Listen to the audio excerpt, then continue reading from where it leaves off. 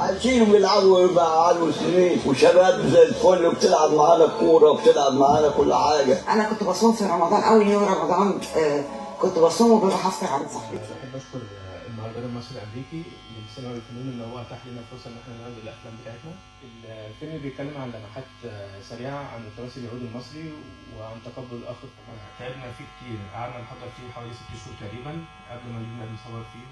من الشباب المصري اللي مؤمن بقضايا تعايشيه، قبول الاخر، وحده الاديان، المنظومه القيميه اللي بياخدها المجتمع المصري.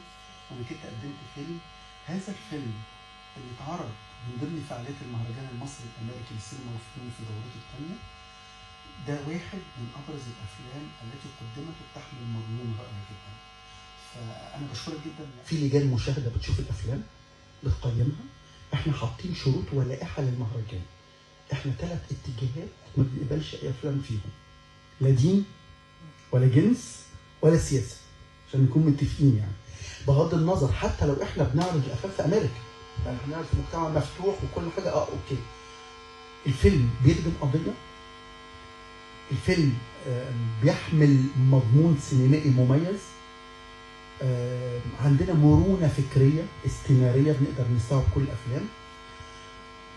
في شق رئيسي جدا وانت بتختاري الافلام بترتكزي على التنوع. والتنوع احنا عندنا السنه دي، يعني الدوره الاولى شاركت معانا 11 دوله. السنه دي 22 دوله. احنا اخترنا الدكتور يحيى الفخراني اهداء الدوره دي ليه باسمه من شهر مايو اللي فات. ولم نعلن عن هذا الامر النهائي لغايه قبل المهرجان بشهر.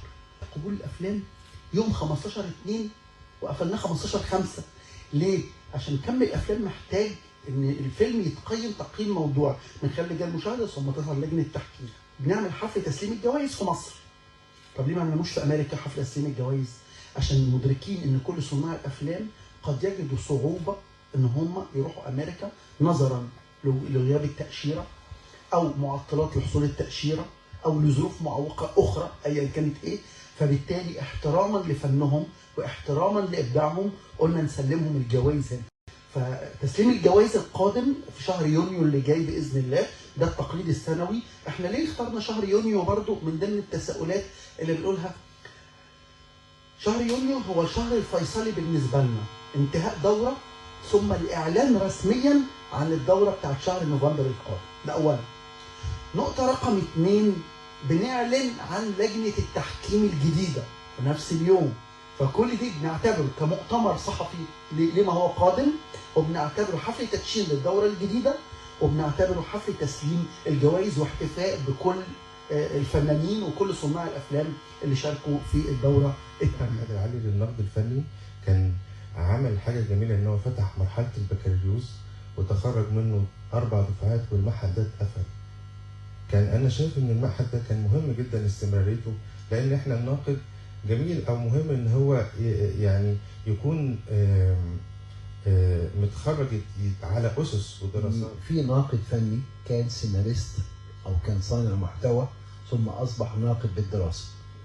ده جاي من قلب المنظومه. فلما بيناقش صناع الفيلم بيكون فاهم الدياجرام بتاع الفيلم، فاهم البنى بتاع الفيلم. النقد الفني في مصر الحمد لله زي الفل ومستقبله احسن. الحمد لله مصر دايما بخير.